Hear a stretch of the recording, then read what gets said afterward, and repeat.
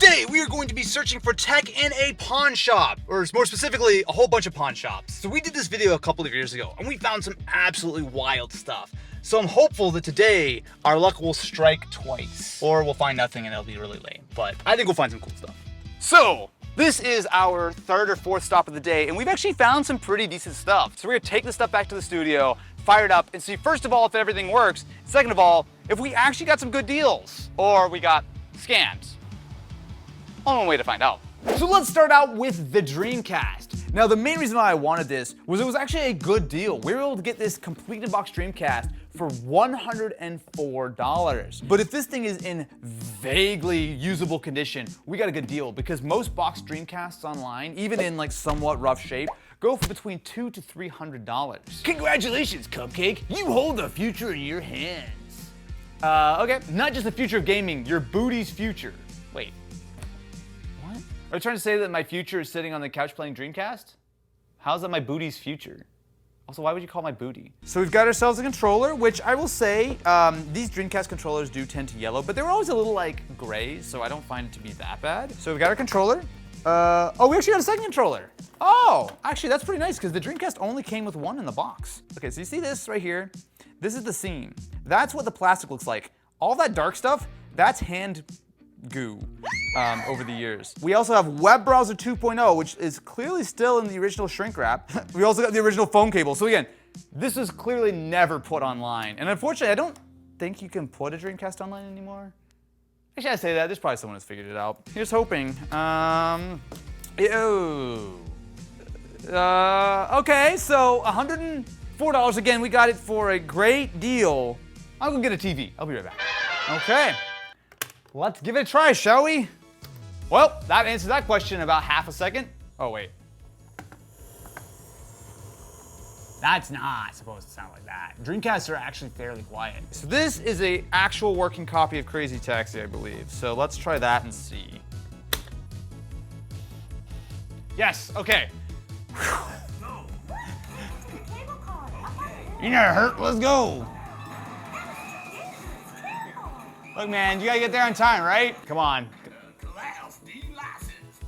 D? Game over. Well, it's safe to say that we got a good deal on this Dreamcast. I'm slightly worried about the noises it's making, about its long-term viability, but getting a boxed Dreamcast in slightly dirty but usable shape, thumbs up, good start. I'm hopeful that the rest of our items are as good as this. There's a couple that are not going to be good, I think. Next up, we've got ourselves a Lenovo X1 Carbon. Now, this has obviously been well used over the years, and it's a little bit on the older side, so this looks like it came from, I believe, 2013. That being said, though, the design of this thing, I still actually think holds up pretty well today. The biggest problem with this guy is that it's got like it's not a touch bar, but it's kind of similar, because I believe this changes, but it's been like, I don't even know what happened, like it's been out in the sun, it's burnt out, like that, I don't know if it actually is going to work, but it's certainly seen much better days. One area where laptops have come a tremendous way in the last 10 years is audio and definitely screens. This looks bad. But I will say the little touch bar guy is working. Yeah, so you toggle it, so we have all of the function keys, and I tap it again, and then I have my volume, my brightness, and everything like that. So we do have a Core i5 4300U, so it's Haswell. It's fine. I'd say this is still probably usable for very light tasks today. Could be worse. 8 gigs of DDR3 RAM, so plenty. And yes, it is in fact the 128 gig SSD. And we also have AC Wi-Fi. That actually kind of surprising. That's actually a really high-end Wi-Fi chipset for back in 2013. The screen is definitely where, if I was buying this laptop today, I would be most disappointed. And keep in mind that while I was able to get this for cheap, it's still not like crazy cheap. So this cost me $120. So on the back, you'll see this is the original Windows 7 license key, but there's also a Windows 10 refurb license. And you know, I'm really curious. So obviously it's not in like great cosmetic shape, but I would say it's fine. Let me actually open this up, because if this was refurb, that helps the value. Oh, wow. That's so clean. Wait, whoa, that's so clean. So the first thing I see are SSD. So it's a Kingston SSD. Look, it's got a little date on it of April 2020. So actually this has been refurbished in the last 3 years. So that's nice. You know, here's an idea. Should we actually try the webcam? Normally I wouldn't care, but because so much of this stuff is actually like decent in enterprise, I would be surprised if it's actually okay. So this is a look at what the webcam looks like. I mean, it's actually fine, but boy, color. It hasn't learned how to deal with the RG and B. It's just kind of gray. Actually fine might be slightly overstating it, but it's a webcam, whatever. Shout out to Lenovo, man. 10 years ago, this design holds up like really well. Next up, I bought a Nintendo Switch Lite. You know, the best version of the Switch. So this one was listed at $170. We were able to get it for $135. Not an amazing deal, but I would say decent. Now, if you want to hear me wax poetically about why I still think that the Switch Lite is the best version of the Switch, I've got an entire video which you can go check out. The short story is, to me, this form factor is absolutely it. What's not it is the quality of this one. This one looks like it's been chewed up a little bit. And by a little bit, I mean, wow, that's actually, I couldn't tell through the plastic wrap. That's actually not good. The screen is moderately scratched, definitely no screen protector on there. There's some deep gouges there and there. There's also more broken plastic too. So where the game card slot is, it's clearly just been like broken off. Oh, wait, there's a game inside. Let's see what game we got. Mario and Sonic at the Olympic Games. Okay. We're gonna let this charge for a minute and see if I can actually fire a game up, make sure the screen is vaguely functional. But best case scenario, it's just got a ton of cosmetic damage. This one feels like slight cheating because I already know these are fake. I got a couple of pairs of headphones. First of all, I've got a pair of Beats Studio Buds. These were $45, which the real Studio Buds, even on sale, typically are about $100. Now these are not advertised as AirPods Max, but I think if you take a look, you might be able to spot some similarities to the real thing. I want to try the Studio Buds first. Now, again, I understand these are not real. I'm not going to judge them as if they are real. But I think a lot of people would probably see this and assume that, yeah, those are real Studio Buds. See what we got here. All right, well, that looks legitimate.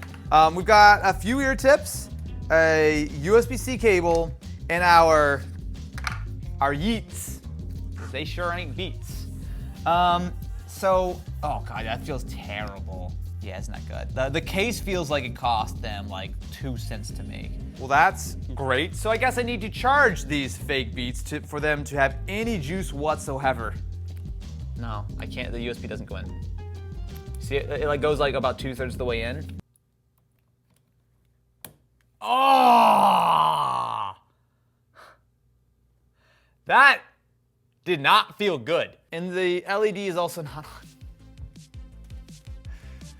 Why do I do this to myself? This is, I don't even think these are gonna work, dude. Are these even real headphones? Maybe there's some circuitry for real headphones. Best case scenario, they're crappy knockoffs that have to literally smash into your ears to do anything, but I cannot get them to take a charge, to pair, to do anything. After that disaster, why don't we take a look at our AirPods Max, or as they call it, the Model P9. So, for context, this is a pair of real AirPods Maxes, which weigh 521 grams. They are big, heavy boys. Now, if I take a look at our entire P9 box, it weighs 293 grams. So I guess on one hand, you could say that we got a good deal because these only cost $50, unlike the real ones, which are $550. But something tells me that the quality is not going to be great. Let's see. Well, okay. At first glance, they look okay, and oh my God, they weigh nothing. Do you hear that quality? So we've even got buttons on the side, a micro USB, an aux, and an SD card slot. They're like warped. Like only one ear, like this ear, doesn't go on right. Let's hope that the Bluetooth actually works. That will make me feel slightly better. They don't work out of the box either. Great. Hello, welcome to Austin's waiting for bolt I bought to charge Emporium. They've been plugged in for a little bit now, and I can hold this power button all I want. Nothing. I think what happened is that these items, both of them were probably bought on like Wish or Temu for like $5-10 each, and then resold for 50. And I'm the sucker who bought them. Let's check out our Switch Lite, shall we? Like some of these scratches in the middle are like deep enough that like you can see them no matter what you're doing. There's a couple over here as well. A lot of the surface stuff is fine. And honestly, like the fact that it's been bitten up and chewed is not like the end of the world, but wait, the right bumper does not work on this at all. Like just straight up, it doesn't click and there's no input whatsoever from it. I can't believe I'm about to say this. This experience makes me wish I had just shopped on Wish. Lucky for us, we got a whole bunch more items that I'm sure are gonna be really, really good. And my sanity is gonna continue leaking bit by bit. We're just gonna find it. It's just gonna have a great time. Great time. Let's take a look at this suspiciously, in hindsight, good deal on an Xbox One X. So we were able to buy this One X for $180, which is actually pretty good, especially considering that a lot of like Xbox One S's are only like $20-30 cheaper. And the One X is a way more powerful console for playing not only Xbox One games, but also this can actually run a lot of Xbox 360 games at like 4K and whatnot. So there's actually real advantages in buying an Xbox One X today. I will say the Xbox is not cosmetically good, but because it's this matte plastic, even though it's got a bunch of scratches, to me it's honestly not that bad. I'd probably just either not care because I got it for cheap, or just stick like a D brand or something on it. Okay, let's take a look. Let's see what kind of quality we got here. The sticks are definitely well used, but feel fine. Triggers are fine. Buttons all feeling okay. Oh, here we go. My money was worth it. We got ourselves some Duracell Quantum batteries. Boy, that's the good stuff. Those will last you 30 to 33 hours on a charge. All right, well, I'm gonna grab a monitor, or TV, and really hope that this works. Every like on this video is one more prayer for this Xbox to work. Don't fast forward to see if it works, okay? You're with me in the moment right now, okay? Leave a like. And together, we're gonna find out if everything's okay or not, because it's not okay right now. It's not okay.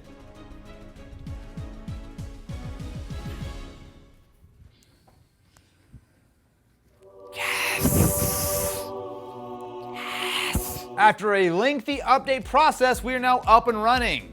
So, let me start out with one of the main reasons why I think it actually makes sense to get a One X over something like a Series S, which is installing an Xbox 360 game. This is specifically Skyrim, and the cool thing about Skyrim is that it is one of the games that has been optimized for Xbox One X. This game isn't playable here. It is playable here. It is not backwards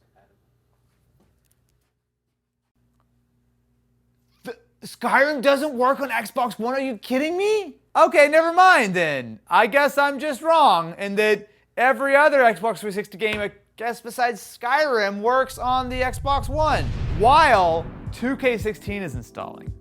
Get this back on track. Let's take a look at another item we got, which is the Elite Series 2 controller. So the regular version retails for, I believe, $170 or $180. And then if you don't care about all the extra bits and bobs, you can get the core version, which doesn't have all the extra sticks and whatnot, but importantly still has everything else, and you can buy those separately for $130. But this, my friends, this only costs $70, and it comes in the box. I don't want to use this. This is, a controller that's for Xbox One. I want an Elite controller, because I'm an Elite gamer. And I've saved so much money today by buying stuff from pawn shops that I'm gonna treat myself to, look at that, that's a good controller. I can tell already by the look of the buttons. It's gonna be a good controller. This thing feels like so much better than this. Obviously, the standard Xbox One controller is totally fine. But the Elite has like this nice heft. The grips are nice. Now, I do know that this is missing the USB-C cable. So they did mention that, and I don't think there's nothing else in the box. I'm gonna sync this and hope that it works. Okay, I'm gonna plug it in. You know what, I actually think it's gonna be better when it's wired, because it needs to charge. Boom. Instantly works. Okay, so, while a lot of things might not be going our way today, at the very least we can say that we have got ourselves a good deal on this controller. Does it actually need a 38 gigabyte update? No, it doesn't.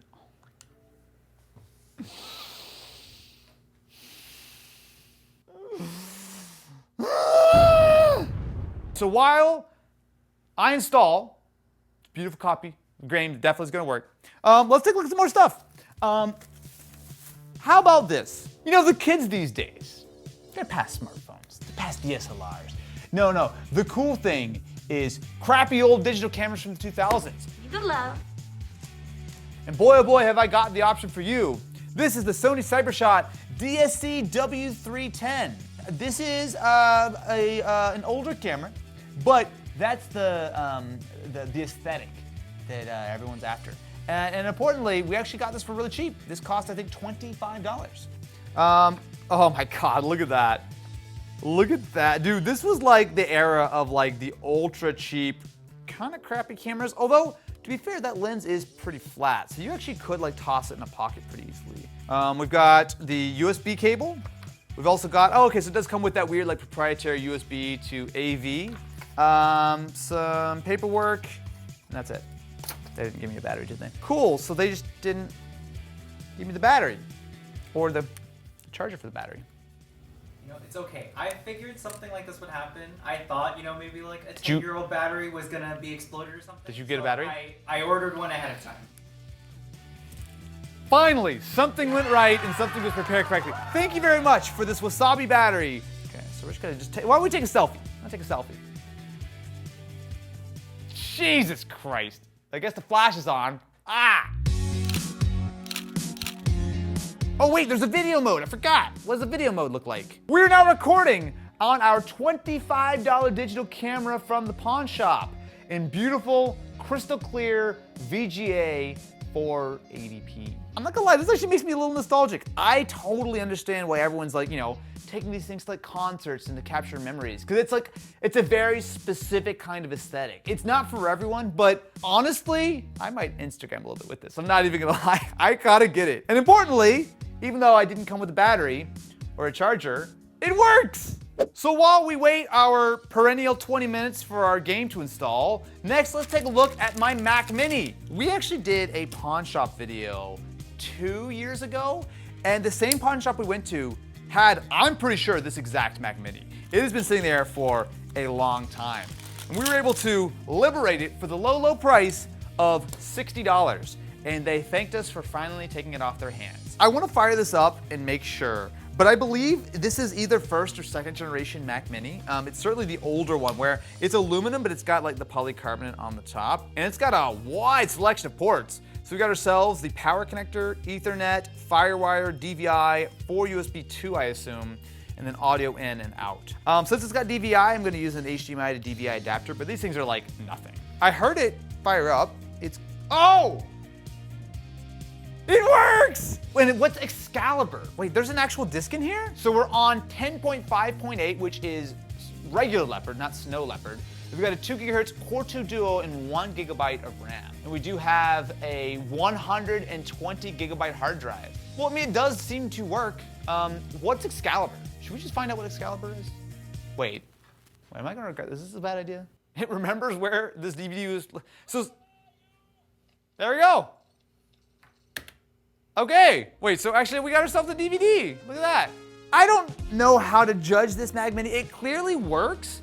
I would certainly nuke it and reinstall it and maybe upgrade with like an SSD or something. But if you want an older version of Mac OS that's running on a system like this, you can't upgrade this that far. Because I think if this is that Core 2 Duo, you're probably only gonna be able to upgrade it Snow Leopard. I don't know exactly how far, but this is probably not gonna be like massively upgradable. That being said though, 60 bucks, that's, I think, an okay deal. That's an okay deal.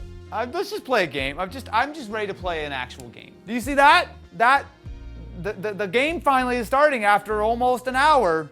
There's a problem with the connection to our online services.